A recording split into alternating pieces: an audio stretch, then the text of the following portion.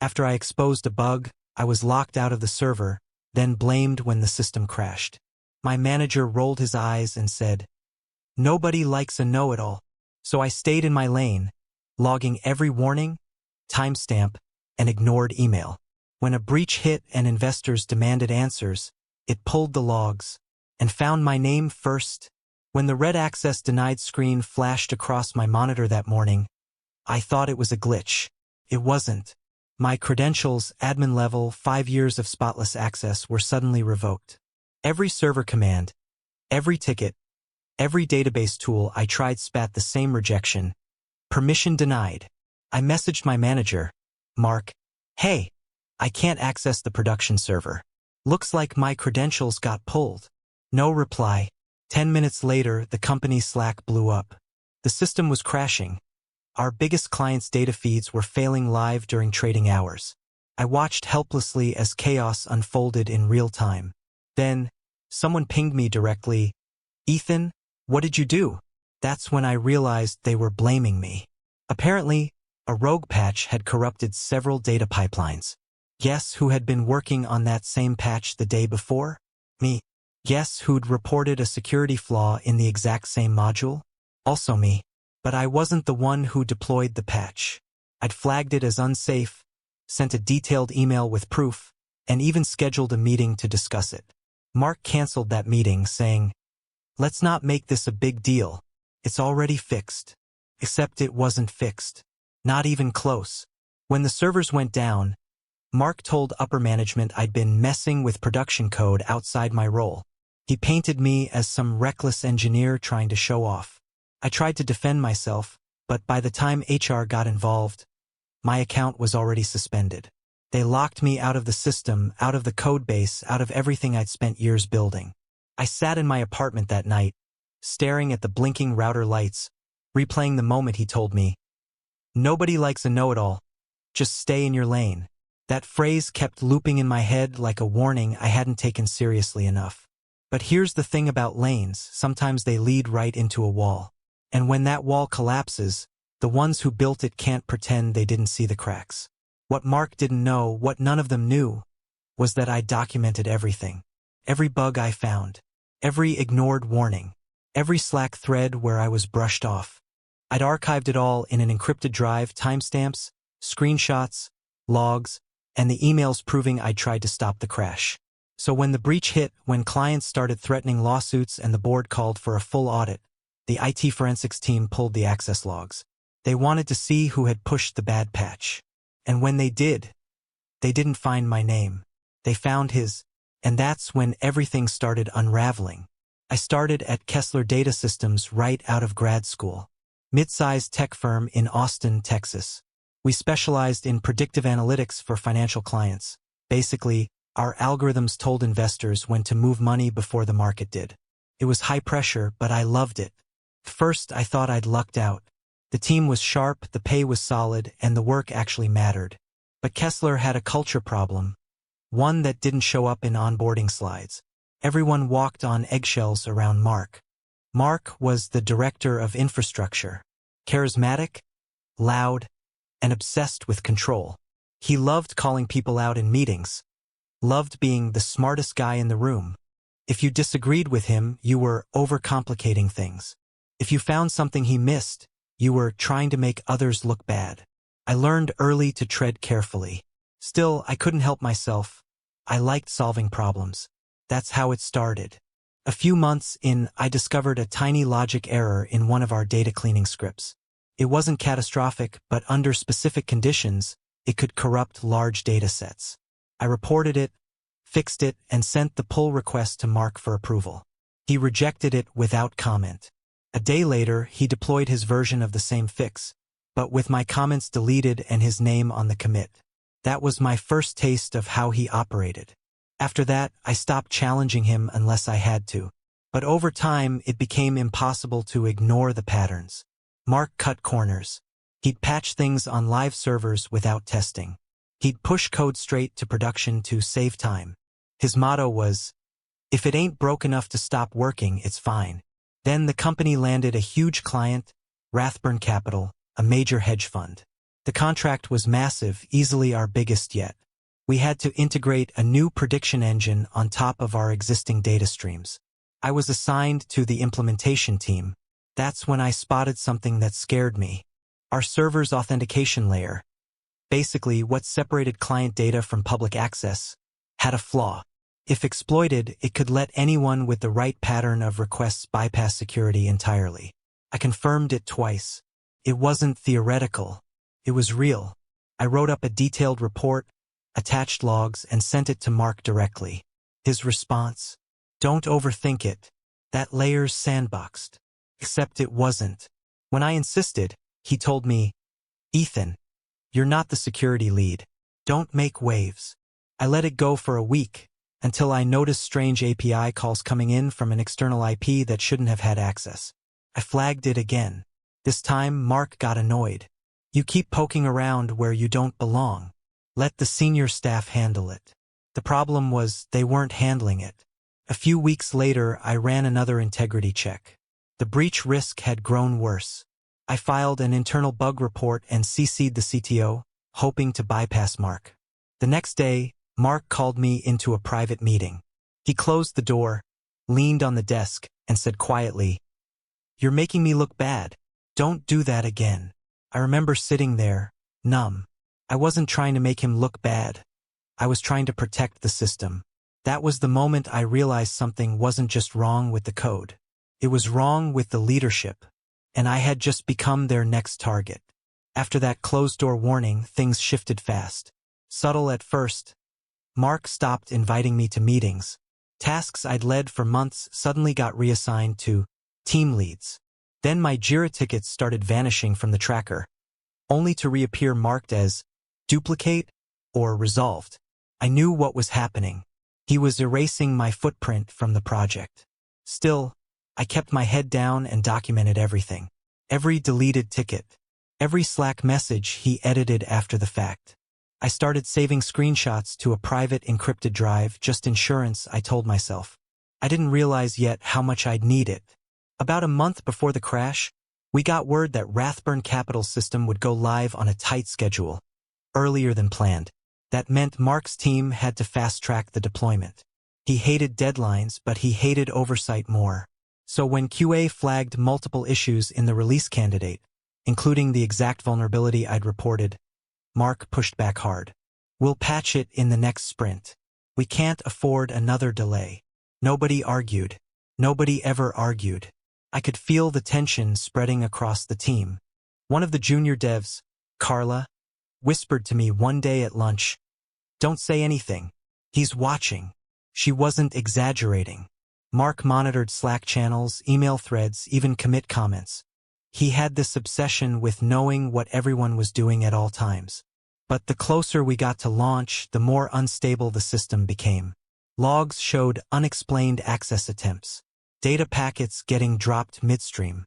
A few of us started running quiet tests off the clock, trying to track the anomalies. That's when I found the smoking gun. A script buried deep in the deployment toolchain, written by Mark himself, was bypassing authentication on certain test servers. It looked like a shortcut for him to push builds faster, but in reality, it opened the same backdoor I'd warned about months before. Anyone who knew the endpoint could waltz straight into live data. I stared at the screen for a long time. This wasn't negligence. It was reckless, possibly even illegal. I exported the script and attached it to an internal report. I sent it to Mark, CCing the CTO again. Within an hour, Mark messaged me directly, I thought we talked about staying in your lane. The next morning, my system permissions started flickering. Admin access 1 minute, revoked the next. My Git credentials threw errors. When I confronted IT, they said, Mark requested a temporary restriction while we investigate unusual behavior. I laughed out loud when I read that email. Unusual behavior, right? Over the next few days, I watched him tighten control over the servers. He started deploying updates himself at 2 or 3 a.m. The commit logs showed only his name. He even locked our DevOps lead out of the production environment for maintenance. I knew something bad was coming, but I didn't know when. So I did the only thing I could. I built a full timeline of every warning I'd given, with timestamps, commit hashes, Slack messages, and the original bug report. I uploaded it to my personal drive, sent a copy to my lawyer friend just in case, and waited.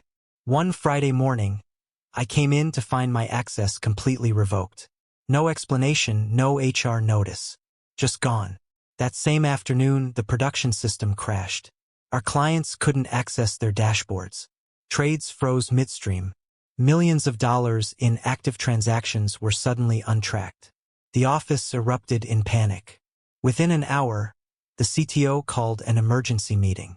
Mark showed up acting calm, composed, playing the hero trying to stabilize the situation. And then, in front of everyone, he pointed the finger straight at me. Ethan was experimenting in production without authorization. I told him multiple times to stay in his lane. This is the result. The room went dead silent. I opened my mouth to speak, but he'd already won the room. The narrative was set. I was the reckless dev who broke the system trying to prove himself. They escorted me out that same day. No hearing, no defense. But Mark had no idea I'd kept the logs, or that every single one of his lies had a time-stamped paper trail behind it. And soon, that trail would bury him. The following Monday, my badge didn't work. Security handed me a cardboard box with my desk junk and a letter that said I was terminated for misconduct pending investigation. My stomach dropped when I saw the phrasing. They were building a record against me. I wasn't just fired, they were setting me up to take the fall for the crash. For 2 days, I heard nothing. Then my phone started buzzing nonstop. It was coworkers texting me screenshots of internal memos.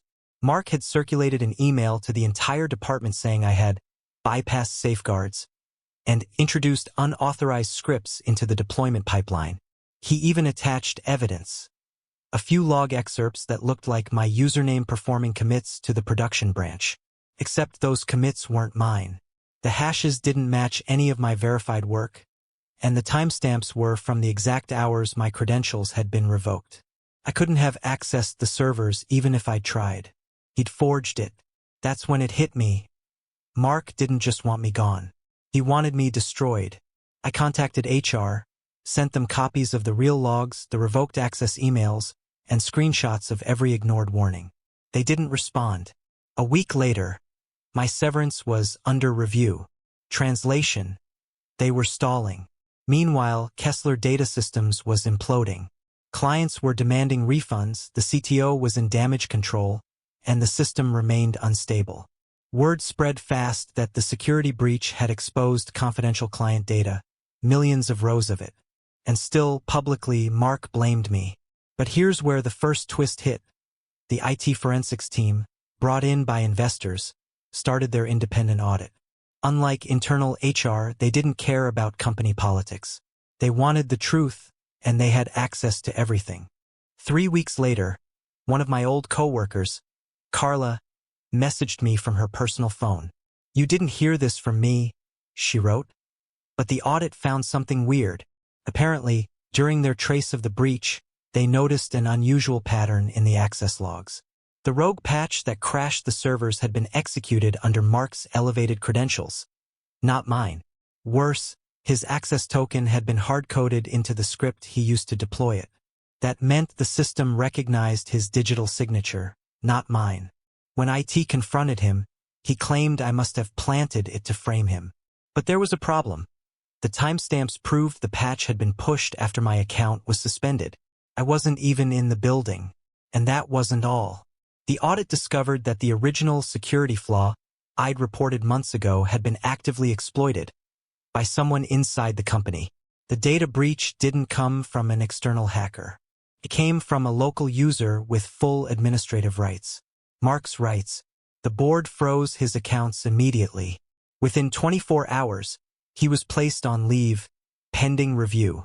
The same line they used on me. I should have felt relieved, but I didn't.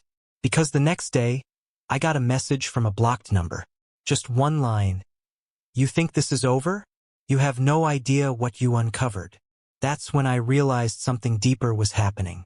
Mark wasn't just a toxic boss covering his tracks. He was part of something else. something buried beneath the company's shiny corporate shell. And I had accidentally pulled the first thread. That text rattled me. I knew Mark was arrogant, but this was different, calculated, almost desperate. Someone doesn't send a threat like that unless they're cornered. I sat in my dark apartment that night with my laptop open, files scattered across my desk. My heart was pounding. For months I'd played defense, documenting everything to prove my innocence. But now it was time to go on offense. Step 1 was simple: verify everything I had. I started with my email archive. Every warning I sent, every stay in your lane reply, every canceled meeting. I organized them chronologically. Then I matched them against the audit timeline that Carla quietly leaked to me. That's when the pattern clicked. Mark hadn't just ignored my reports. He'd used them. Each time I flagged a vulnerability, he quietly accessed that same module within days, made tiny edits, and moved files around like he was hiding evidence. The flaw I reported months earlier had been his personal backdoor all along. I checked commit hashes and server pings. There were gaps, short bursts of deleted logs between certain updates. He'd wiped sections of the access history, but not completely. He was sloppy, probably because he never expected anyone to cross-check timestamps against security backups. That's when I remembered something important. Every quarter, Kessler ran a compliance backup to a third-party cloud vendor. The logs from those backups were immutable, meaning even Mark couldn't alter them without leaving a trace. I still had access to the vendor's portal through my old 2FA token on my phone. When I logged in, the backup logs were still there.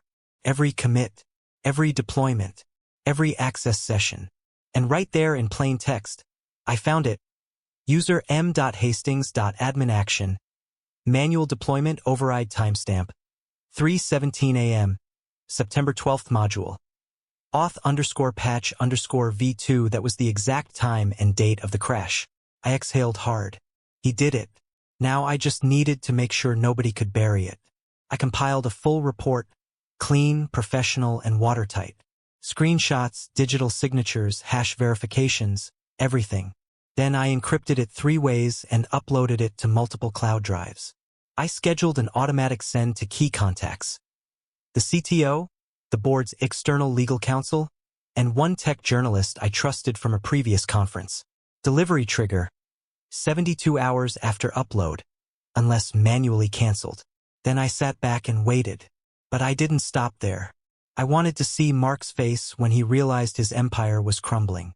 So I arranged a casual coffee with Carla and 2 other former teammates. We met at a diner near the office. They looked exhausted. Everyone was still reeling from the fallout. Carla leaned across the table. "He's still trying to blame you," she whispered. "He's telling the CTO the audit logs were tampered with." I smiled for the first time in weeks. Then he's going to hate what happens next.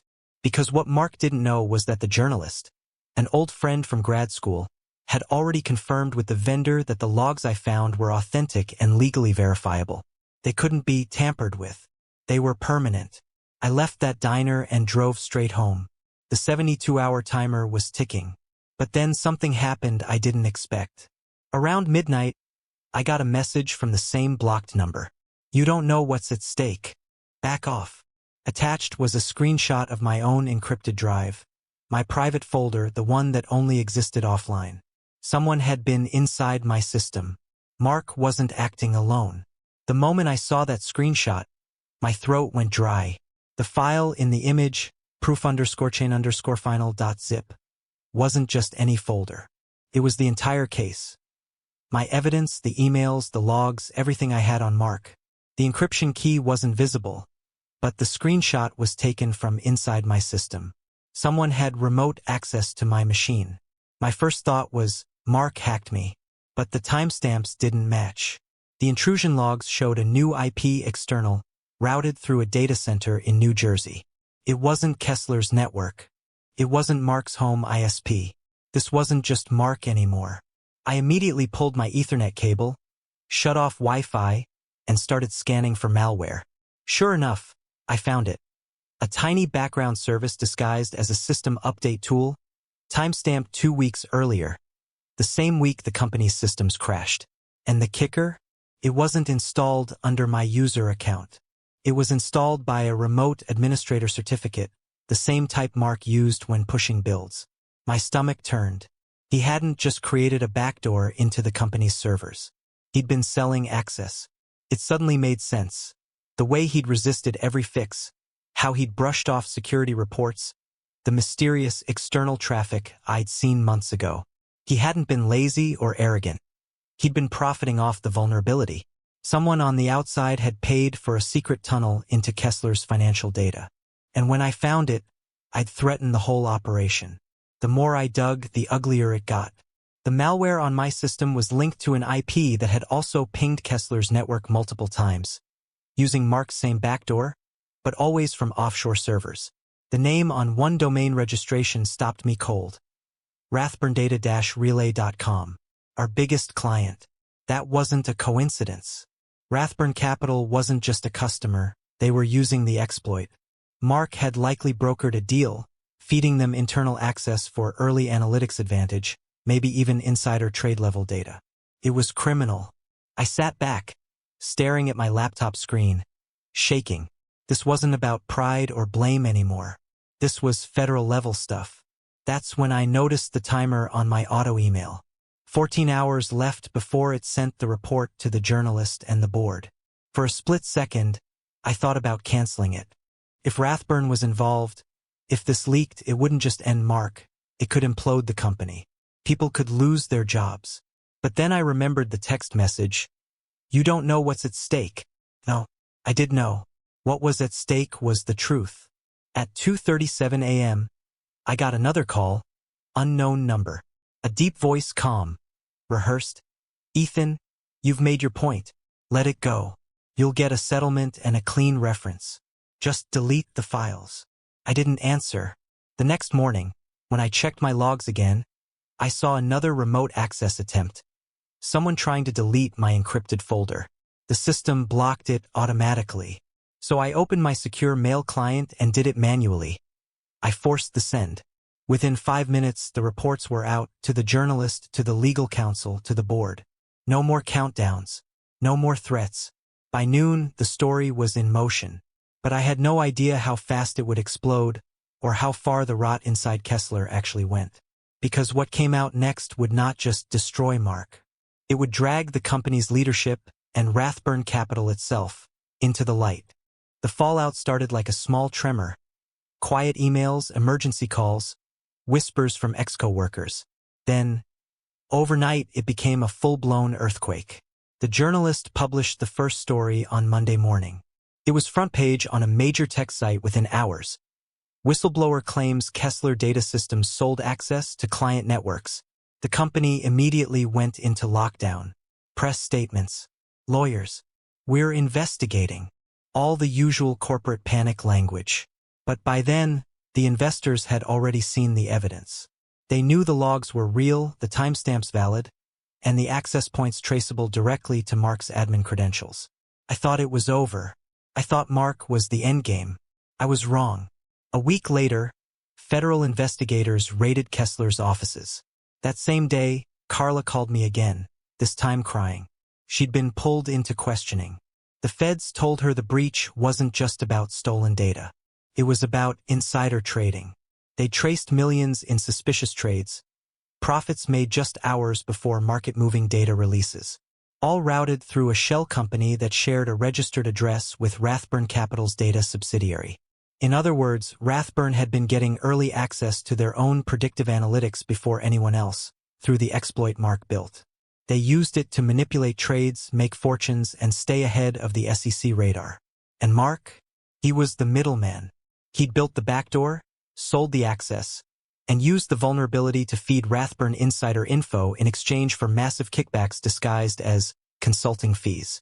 The scariest part? He hadn't done it alone. The board knew. At least some of them did. The investigators found an email chain, buried deep in the archives, where a senior VP explicitly told Mark to keep the Rathburn integration discreet and avoid unnecessary internal escalation. That was dated 2 weeks after I'd sent my first bug report. They didn't ignore me out of arrogance. They ignored me because I was right. If I had pushed harder back then, If I had gone public sooner, I might have blown the scheme early. But I was naive. I believed internal ethics would mean something. I thought the system would self-correct. Instead, they nearly destroyed me to keep the secret buried. When Mark realized the audit was closing in, he tried to shift blame to me because he knew my earlier warnings would eventually connect back to the flaw he exploited. I was the perfect scapegoat. A junior engineer with behavioral issues, already painted as reckless. He wasn't trying to save his job. He was trying to save the deal. And when I exposed everything, I didn't just ruin him. I set off a chain reaction that collapsed both companies. Rathburn's CEO resigned under investigation. The SEC froze assets. And Kessler's board dissolved under a class action lawsuit. The human cost was staggering. Hundreds of employees laid off. Lives disrupted. Reputations destroyed. But when I finally read the full report, one line stuck with me. The breach originated from a deliberate internal exploit designed to monetize proprietary data in violation of federal law. Monetize. That's what it was all about. Not sabotage. Not ego. Not revenge. Just cold, calculated greed. Mark's know-it-all comment echoed in my head for weeks. He didn't hate me because I was smart. He hated me because I saw him, because I noticed what he'd built and refused to pretend it was harmless. That was the real reason he came after me, because truth makes men like him nervous. And when the truth costs them money, they'll burn down anyone to keep it buried. After the raid, things went quiet for a while. Too quiet. My inbox stopped buzzing. My phone stopped lighting up, and I started sleeping through the night again for the first time in months. But under that calm, I could feel something shifting, like the world was still rearranging itself around the crater I just made. 3 weeks later, I got a call from the SEC's investigative unit. They wanted me to testify as a technical witness. The lead investigator said something that stuck. You were the only one who kept records that matched reality. That's when I understood what my real revenge had been. Not the press, not the scandal, just documentation. Boring, tedious, time-stamped truth. The kind of thing people like Mark never think will matter until it's too late. I spent 6 hours in a conference room walking the agents through every screenshot, every log, every line of code. They didn't ask for drama, they wanted precision. And when I showed them the remote admin certificate signed under Mark's credentials, the agent across from me just nodded once and said quietly, "That's enough." A month later, the story hit the national outlets. Tech director charged in insider data scheme. Whistleblower cleared. Kessler filed for bankruptcy protection within the week. Rathburn's executives started dropping like flies. Resignations, investigations, frozen assets. The scandal wiped out hundreds of millions in market value. As for Mark, he tried to play the victim, claimed he was set up by upper management. But the prosecutors had his bank records. The deposits matched the same shell companies routing funds from Rathburn's Cayman accounts. There was no escape hatch this time. He was indicted on multiple federal charges. Wire fraud, conspiracy, data tampering. Last I heard, he took a plea deal in exchange for cooperation. He's serving time. Me? I got my name cleared, but no job offer could tempt me back into that world. The CTO reached out later, said they wanted to make things right by offering a consulting role in the company's restructured division. I didn't even reply. Instead, I started freelancing. Small firms. Real security work. The kind where integrity actually matters. Sometimes people ask why I didn't try to cash in, write a book, do interviews, sell my story. But revenge, when it's real, doesn't need to be loud. It just needs to be final. I still have that encrypted drive. I keep it in a small fireproof box in my closet. Not because I need it anymore, but because it reminds me that one person paying attention can still make a difference, even if it costs everything for a while. The truth didn't make me rich. It didn't make me famous. It just leveled the ground. And the next time someone tells me to stay in my lane, I'll smile and say, I did. It just happened to lead straight through theirs.